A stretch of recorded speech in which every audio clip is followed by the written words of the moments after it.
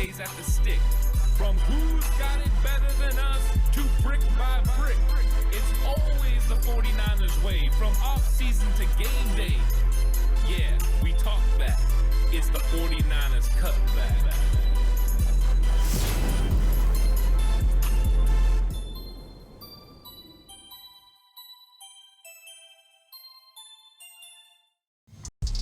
It's 49ers Cutback podcast time. Welcome to the show, everyone. A game preview show. San Francisco 49ers versus the Tampa Bay Buccaneers. And the 49ers are traveling across country for a big matchup for their season.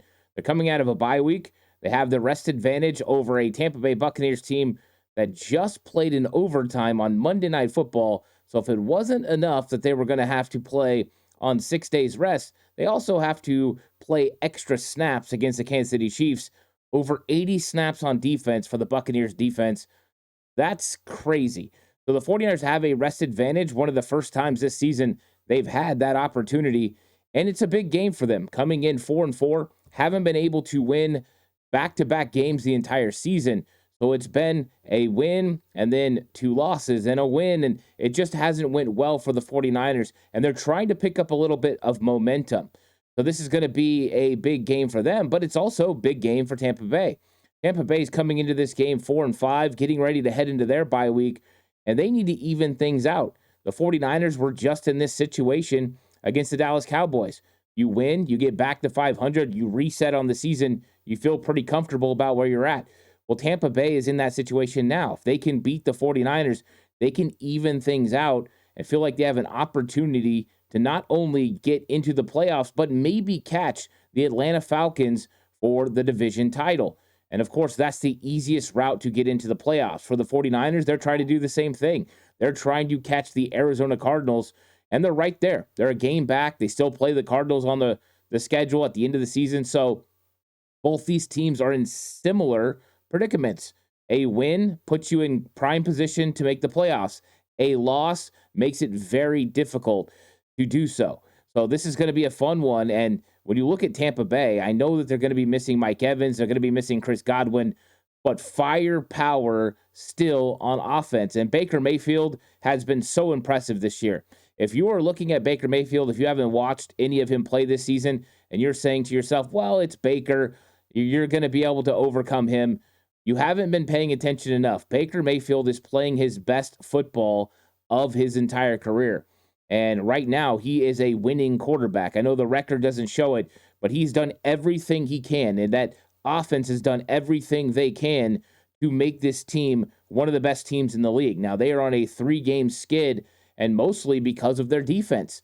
Their defense hasn't been able to consistently get stops, and has proven to be their downfall. All you have to do is look at last week. When it got to overtime, once Patrick Mahomes got the football, game, set, match. And of course, there's probably 31 defenses that suffer the same fate. You just can't allow Patrick Mahomes that opportunity. But it's just been a problem for the Tampa Bay Buccaneers defense. So I'm enjoying this episode that we're going to be able to go through because it's going to be fun. We're going to detail this thing all the way out. We're going to go through key matchups on offense and defense. We're going to get into what happens on third down, red zone, advantages for both teams. And, of course, I'm going to give bold predictions, which are always fun. And then I'm going to pick who I think is going to win this game at the end. And I think this is going to be a tight one. It's going to be a fun one for both teams. But please like and subscribe to the channel if you haven't already. I really appreciate it. If you're listening on audio platform, 49ers Cutback on Believe Network, please give it a 5-star rating. And, of course, if you are going to bet with Bet Online. Bet Online is the world's most trusted betting platform and your number one source for online betting. From the earliest odds and in-game live betting, Bet Online provides you with all the action and the ability to watch the games as they happen.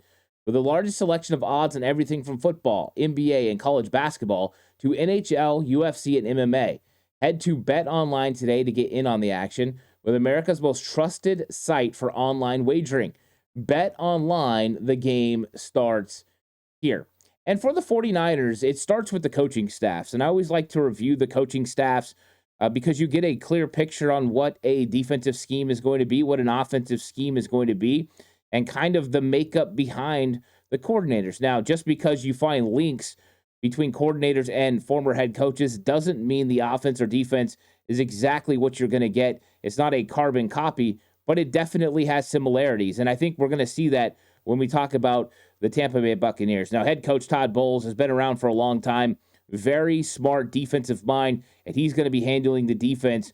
And that's going to be Kyle Shanahan's big test. How is he going to overcome what Todd Bowles does? Now, the good news for the 49ers, they've met up with Tampa Bay a couple of times over the last couple of years, and they've been able to do a good job scoring and getting the offense going against Todd Bowles' defense. But Bowles' scheme definitely creates some opportunities to bring blitzes and get after the quarterback. So 49ers offensive line and Brock Purdy are going to have to pay attention. They're going to have to make sure they handle protections in a smart way. And when Brock Purdy has to, he's going to have to check the football down.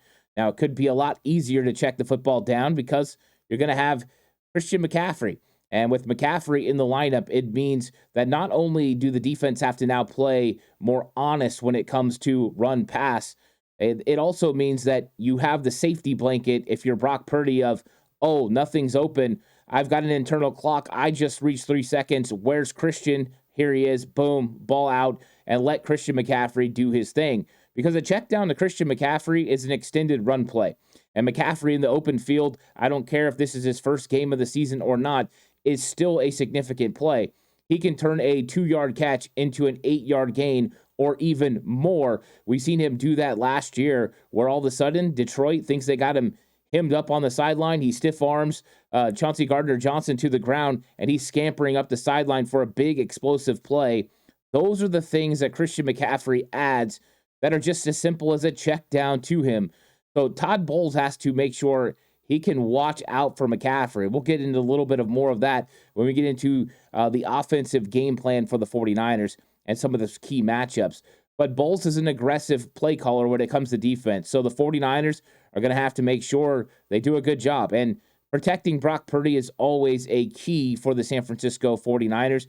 But this is an experienced play caller on defense, and it's going to be a lot of fun to see the chess match between Kyle Shanahan and Todd Bowles. The good news for Kyle Shanahan, he just got a big chess piece back in Christian McCaffrey. It's like all of a sudden get your queen back to the board, and next thing you know, you can do almost anything with your offense. That is going to be huge. Now, when you look at the offensive side of the ball, they've got a new offensive coordinator. Lim Cohen is going to be calling the plays for the Tampa Bay Buccaneers, and he's a Sean McVay guy. So he comes from the Los Angeles Rams coaching tree. And last year, he was actually coaching in Kentucky with the Kentucky Wildcats.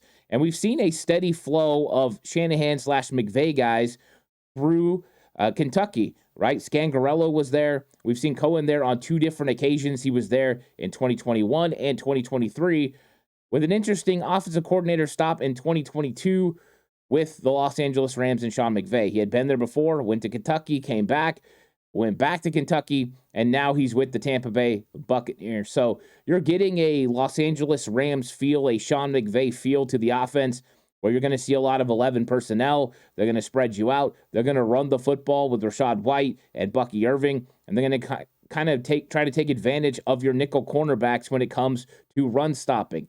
So that's who he is. Now, of course, when he was the offensive coordinator for the Rams, he wasn't calling plays. But he has got this offense flowing, and he does a good job of calling plays. This offense has been very efficient and very effective this season. They rank as the number 6 offense as far as efficiency, DVOA, 49ers at 7. So it just shows you how good the Tampa Bay Buccaneers have been this season. Now, I'm expecting the San Francisco 49ers and Kyle Shanahan and Nick Sorensen to come out and correct a few problems that maybe they had in the first half of the season. So we're going to get to see a little bit of a new look offense and defense as they've been able to go through tendencies, been able to go through things that are working and not, a real good opportunity to recalibrate what you're doing. Not wholesale changes, because for the most part, it's been working, but just little things here and there that you can recalibrate and get a little bit better. And I expect to see a couple of subtle changes with both the 49ers offense and defense. It also helps when you're going to be re-adding players to your lineup, players that elevate the defense, elevate the offense. It's going to be huge for the 49ers in this game versus the Bucs. Now, the key matchup for the 49ers on offense has to be the run game versus the Tampa Bay Buccaneers rush defense. The Buccaneers' run defense hasn't been great this season. And you don't think that would be the case. You look at the defense and you look at the defensive line, and the first thing you notice is Vita Vea, who's an absolute space eater, a monster with tremendous athleticism. He's just tough to deal with, and the 49ers are going to have their hands full with Vita Vea. Aaron Banks, Jake Brendel, Dominic Pooney, good luck, strap it up. Let's see what the 49ers can do to slow down Vea. But you look at the other guys that they got around, Kalia Cansey, Goldson, they've got guys that can play well against the run. At least that's what you think, yet they're not doing a good job. Allowing 130 yards per game is not winning football. And the 49ers average 159 yards per game on the ground without Christian McCaffrey. Now, it hasn't been all the running backs. We've seen explosive games from Jordan Mason. We've seen explosive games from Isaac Guerendo. But we've also seen Debo have some carries. We've seen Ricky Pearsall last week have a carry.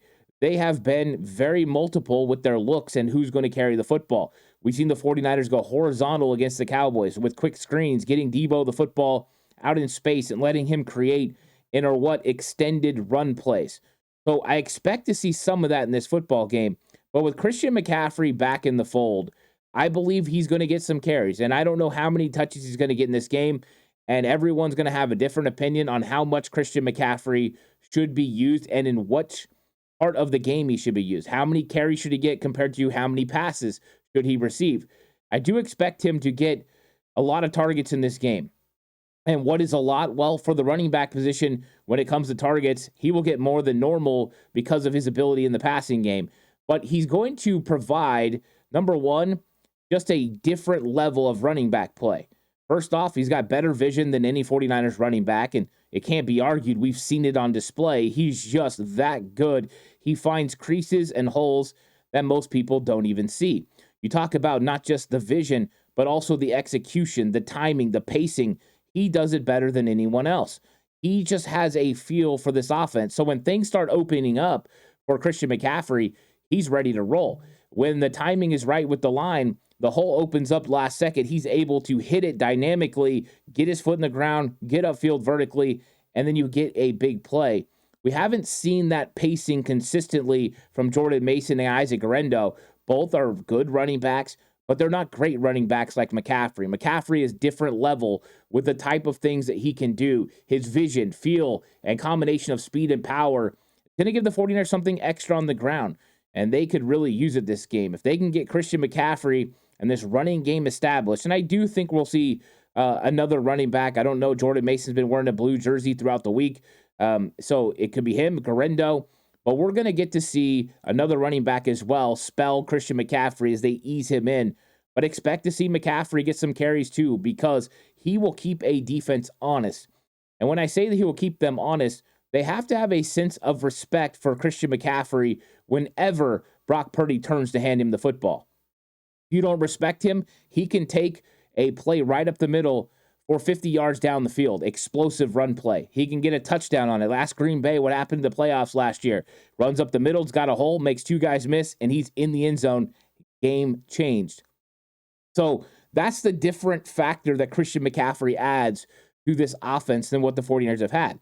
So with that being said, what does that do to linebackers? Well, now, all of a sudden, the Tampa Bay Buccaneers linebackers have to step up to stop the run game. And if they're stepping up, they're creating an avenue for an opportunity in the intermediate passing game. This is the effect of a consistent run game, but also a respect for Christian McCaffrey and what he can do in the running game. So the attention that gets paid to him is going to be significant. So they come up, and then all of a sudden, the intermediate part of the field's open. And if they go ahead and they drop one of those safeties into the intermediate part of the field, well, guess what? That opens up one of the seams. It is a cause and effect, and it all starts with Christian McCaffrey and the run game. And I know we all like to talk about him in the passing game, and we're going to talk about that for sure. But his effect in the running game and how it actually opens opportunities and opens doors for the playmakers around him is going to be significant in this game and as that season progresses. And that's what turns this offense into a absolute juggernaut when you have the offensive player of the year back in the lineup, is that effect. Now, it also has a counter effect to the fact that when you motion him out into the passing game, all of a sudden you have to pay attention to him as a linebacker.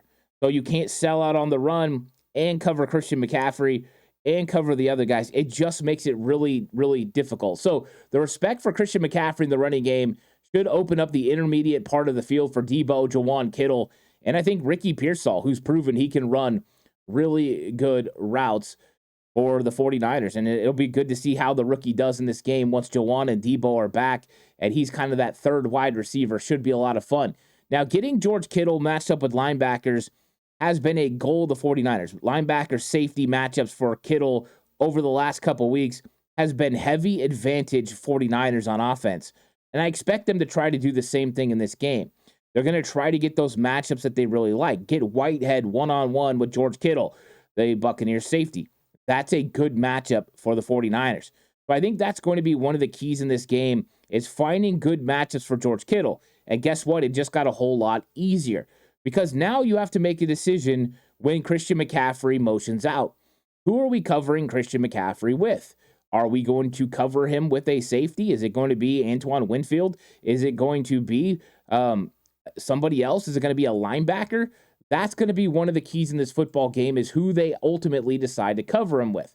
Because you don't really want to get a situation where you get Levante David or KJ Britt one-on-one with McCaffrey or George Kittle. But what have we seen Kyle Shanahan do? Last time the 49ers played, he got a one-on-one for Debo Samuel out of the backfield with Eric Kendricks. Those are the kind of matchups you can get, and now it just got more complicated figuring out how you're going to cover the San Francisco 49ers playmakers out of the backfield because of that. So Jordan Whitehead, Antoine Winfield, they're going to have their hands full with George Kittle and Christian McCaffrey, and so are those linebackers, Britt and Levante David.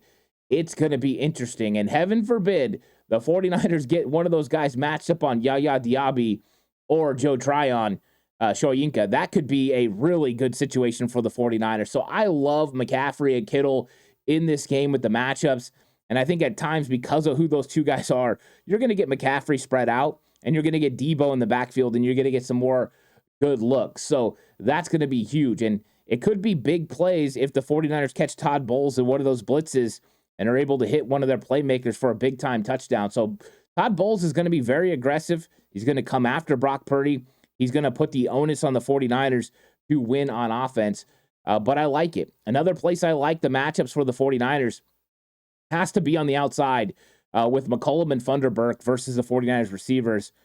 I think that the 49ers receivers have a real advantage there. So once you establish a run game and you get them paying attention to that running attack, then all of a sudden you can start attacking on the outside. And I brought this up earlier. You open up the intermediate part of the field in the middle, and they bring a safety in. They go ahead and they lurk. They run a robber concept, and they bring that safety down in there to muddy up the middle of the field. That's great. Now it opens up the seams, and it opens up some opportunities for the 49ers to get seam routes where they can get some openings. So it just changes your dynamic of where you go with the ball.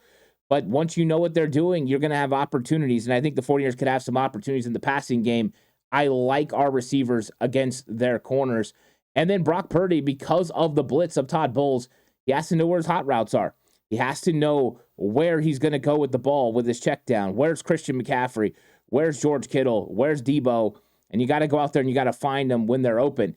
And when Christian McCaffrey's not on the field, you have to be willing to throw the ball to Isaac Guerendo, to Jordan Mason, and just get the ball out, let those guys make plays in the open field. I know they're not Christian McCaffrey, but they're still there, and the game plan can kind of ring true, and we'll see what happens there. Now, on the defensive side of the football, it's going to be about slowing down the Bucs run game. So on offense, it starts with the run game for the 49ers offense.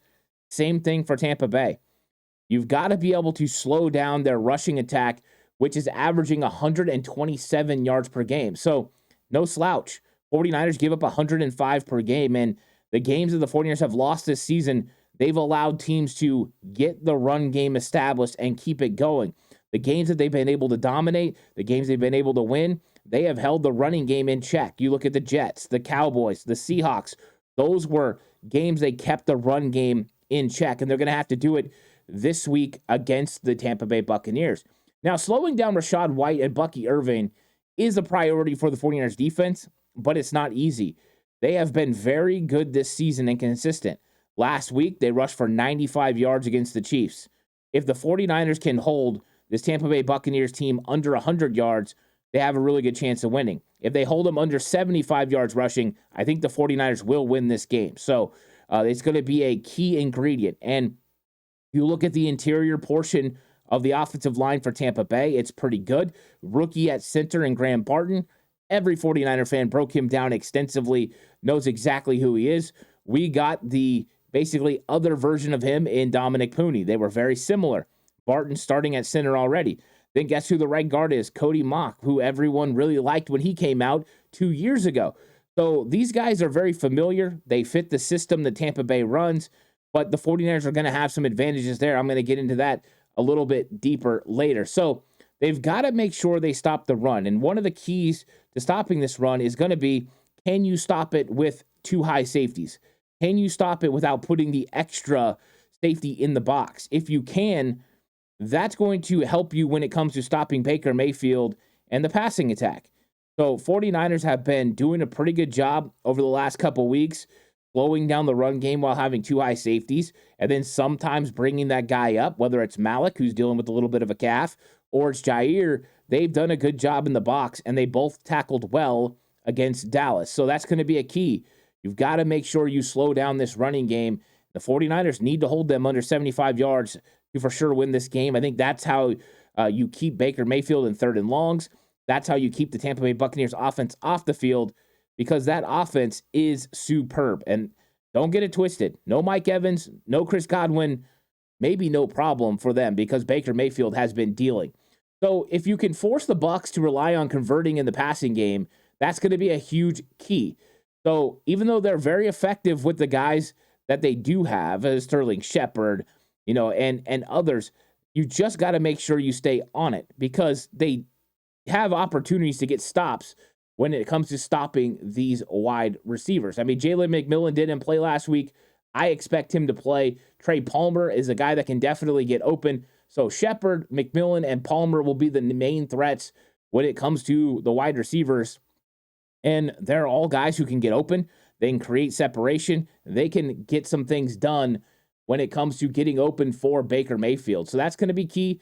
But you have to make Baker Mayfield be forced to be effective with those guys and take away that run game. Now, when Baker is dropping back, do not let him escape the pocket. He's still dangerous with his legs. He's still dangerous when he gets outside the pocket. So collapse the pocket around him. Get a good edge rush. Make him feel it. But interior pressure is going to be a key. Can Malik Collins and can Jordan Elliott get a push on the inside? Can you get situations, especially on third and long, where you get Sam Okuwanu in a nice pass rush set against Bredesen, the other guard? These are opportunities for the 49ers that I think could happen. And so collapsing the pocket's going to be huge because Baker Mayfield has been sacked 22 times this season, and he's prone to holding on to the football too long. Anyone that watched Baker for a long time knows he's an absolute playmaker. He can make things happen. If you give him opportunities, he's going to be able to make all the throws, and he's going to be pretty accurate. I mean, he's accurate to a 71% completion percentage this year. Phenomenal. Throwing for over 20 touchdowns, only 9 interceptions. He's having a great season, but you can make him hold on to the football. Take away reads 1 and 2. All of a sudden, he's having to go through his progressions, holds on the football a little bit longer, and then you have time to get pressure. But when you do, collapse the pocket and get him down is going to be a huge part of this game because negative plays could change exactly how this Tampa Bay Buccaneers is able to be effective. So how do you get pressure? Well, first off, I love Nick Bosa versus right tackle Gadecki. I think this is a good scenario for the 49ers. This is a winning matchup for them. So I know Nick Bosa will line up there the most over the right tackle and try to take advantage of Gadecki, and I think he's got the ability to do so. Bosa's been really ramping up over the last couple weeks. The hand swipe has been on point, putting together multiple moves, playing with strength and speed. That transition between the two has been good. I think this is a huge matchup for the 49ers that I absolutely love. I like Malik Collins versus Cody Mock because Malik Collins has the speed, but he also has the power. His hump move has been fantastic this year, but he's also been able to put together a couple of things that are good. And anyone who broke down Cody Mock knows if there's one thing that he struggles with, it's got to be the anchor. And so being able to anchor is going to be a situation where we might be able to see Malik Collins collapse this pocket from the interior and then use some of those late pass rush moves, including the hump move, the rip move, the swim, to be able to get back there and get some penetration in Baker Mayfield's face. So I like that one. And then I love Sam O versus Ben Bredesen. I brought that up a second ago. I like the quickness of Sam O, combination of the power to be able to get some pressure, especially in obvious pass downs on third down and long. So that's a matchup that I really like for the 49ers. So you can see 3 defensive line matchups I like against the offensive line for Tampa Bay. I don't think the offensive line for Tampa Bay is real bad, but I just think these individual matchups play into the 49ers' favor. And one I do like, too, is Jordan Elliott collapsed in the pocket as well, getting some movement up front.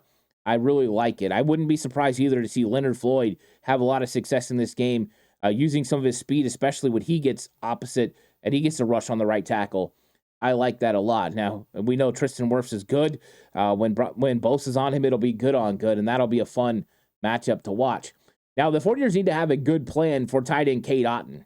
And everyone knows, if you've been on the channel for a while, I'm a huge Cade Otton fan, have been since he came out of college, and he has done a pretty good job. So just make sure you do well against Otton, because his priority for Baker Mayfield just went up. The running backs out of the backfield, Cade Otton, are going to have to be more in tune with the offense and used more because of the fall off when it came to wide receivers. Godwin and Evans were huge for this Tampa Bay Buccaneers offense. They found ways to get it done last week, but the offense has changed a little bit. So now the 49ers need to roll with that, and slowing down Cade Otton in the passing game is going to be huge. And I think they need to have a really good plan for him. We've seen them have some success against tight ends, but they need to lock it down in this one. And with that being said, Bucky Irving out of the backfield, the 49ers are going to have to make sure they do a good job of not allowing bad matchups. Let's not get one-on-one with Devondre Campbell on 3rd and 5. Let's try to make sure that we get this locked down the right way. If we're going to go one-on-one with the linebacker, let's try to get D. Winters in that matchup. But it'll be one of the keys of Cohen to try to get a good matchup for Bucky Irving, and that could be a bad one for the 49ers. So they're going to have to make sure they don't fall victim to that matchup. Now let's talk about third down, because this is one area where the Tampa Bay Buccaneers have a clear advantage. On offense, they are a 51% rate that they convert on 3rd down. Phenomenal. That's elite status. And of course, this is a season average, and a lot of that was with Godwin and with Mike Evans. And neither one of them are there. So you expect this number to come down a little bit, but until it does, they are a 51% conversion rate on 3rd down, which is really, really fantastic. So 49ers got to be better on 3rd down. They've got to force 3rd and longs. They got to make it difficult for Baker Mayfield to get the ball to his receivers in those situations. And this week especially, you have to make sure when you get to 3rd and long, you're ready for screen draw. This is an opportunity for them to take advantage of your eagerness and then get the ball out with screens. So I expect the 49ers to try to be on their P's and Q's with this one and not let it happen. And the 49ers need to be better on offense on 3rd down as well. They usually hang around 47%, but this season they're down to 43%. So it's not bad, but it's not great either. And we want this offense to be great on 3rd down. Christian McCaffrey should be a big help to 3rd down, and also Jawan Jennings. Neither one of them have been playing. Jennings missed the last couple games. McCaffrey this season. So those two guys reinserted into the offense should help 3rd down effectiveness. And we could see this number go up against the Bucs, who give up 43% conversion rate on 3rd down. So they give it up at 43. The 49ers convert at 43. Expect it to be at least 43% for the 49ers on 3rd down. Red zone offense is going to be huge because the Tampa Bay Buccaneers are elite at scoring touchdowns in the red zone. 70% of the time they get into the red zone, they score touchdowns. The 49ers were number 1 in the league last year at 68%. Shows you how good Baker Mayfield and this Buccaneers offense has been in the red zone. So I think if you're Nick Sorensen, the 49ers defense, keep them out of the red zone. That would be the number 1 goal. Just don't even allow them to get in there. And 49ers defense has not been great this year in the red zone. They give up touchdowns at 61%. So this is huge advantage Tampa Bay when it comes to red zone offense versus a red zone defense. This is probably the biggest, when you look at it, the biggest problem for the 49ers is going to be red zone offense defense combination, Tampa Bay versus the 49ers defense. Now you look at the 49ers red zone offense, it's at 48%. Not terrible, but not great either. they need to get a lot better. They are 20 points less percentage-wise than they were last season. One big reason, Christian McCaffrey. McCaffrey is going to help them improve red zone offense and should allow the 49ers to score more touchdowns. And the good news is the Tampa Bay Buccaneers defense, not good in the red zone. 49ers defense, not good in the red zone, 61%. Tampa Bay, not good, 60%. They allow touchdowns inside the red zone. So opportunities are going to be abundant. And I can say this, only a couple of teams move the ball down the field as well as the 49ers. 49ers go up and down the field consistently, face less third and outs than most teams in the NFL, are able to get into the red zone pretty consistently. They just haven't been able to punch it in. The Christian McCaffrey effect could be real in this game, and they could get some more touchdowns in the red zone, and they're probably going to have to compete with the track meet of an offense that the Tampa Bay Buccaneers have.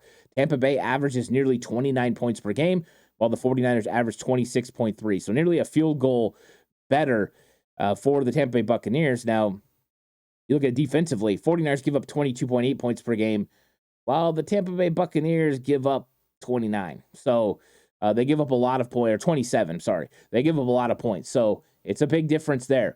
Got to win the time of possession, and that's where the run game comes in. Being successful, wearing down Tampa Bay's defense. Talked about them last week, playing over 80 plays on defense, and they played a short week. Monday Night Football against the Kansas City Chiefs. If you can establish a run game and you can wear them down, when you get to the fourth quarter, you should be able to put them away if you are up. Now, turnover-wise, 49ers and Bucs real close. Both have turned the ball over a little bit this season. Niners at 11, Bucs at 12. And the Bucs have played one more game, so they've actually been more efficient as far as not giving the football away than the 49ers. And over one per game is not a good number. 49ers need to take care of the football, because when Brock Purdy takes care of the football, the 49ers are 15-0. When he doesn't turn it over, they are 15-0. So that's got to be a key in this game. Now, when it comes to takeaways, 49ers defense is really good at it. They are second in the league in interceptions. They're second in the league in takeaways. They have 15 takeaways this season.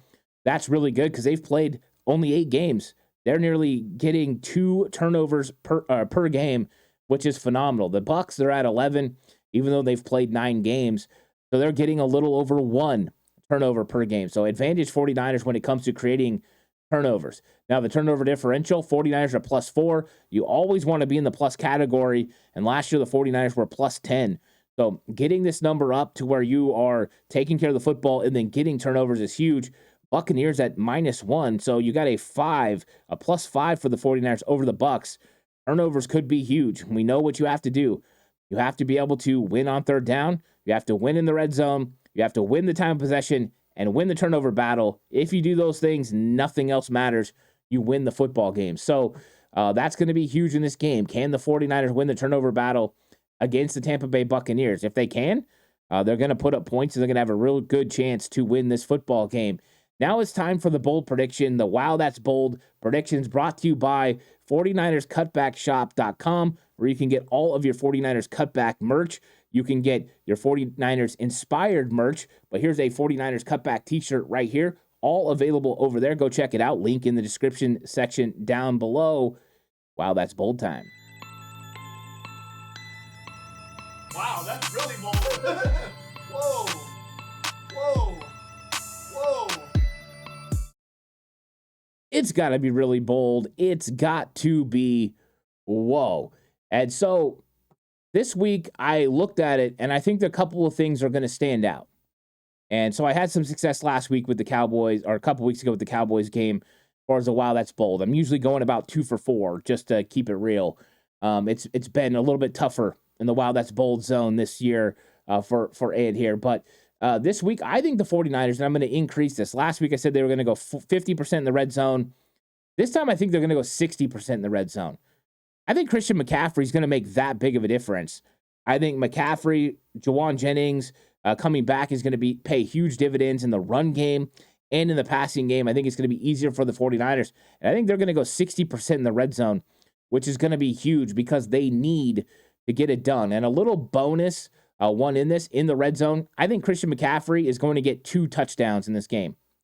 I think he's coming back with a vengeance, and he gets 2 touchdowns, his first 2 of the season. Now, I'm also coupling that with another. I don't think Brock Purdy's going to turn over the football again. Last week, I predicted no turnovers. I've done it twice this year that I predicted no turnovers for Brock Purdy. Both times, no turnovers, 49ers win. I think, again, Brock Purdy's not going to turn over the football. I think this week they're going to spread the field. They're going to space things out, and they're going to get good opportunities and high percentage throws for Brock Purdy. There will be some opportunities down the field, and when they come, he's got to take them.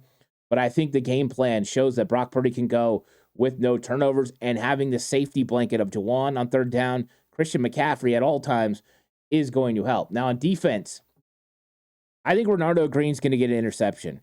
I like Renardo Green in this matchup. I think there's going to be an opportunity where they throw the ball his way. Baker Mayfield is not going to do what other teams have been doing and not really testing the guy. I think they're going to try to test him. I think Renardo Green's going to make a big play.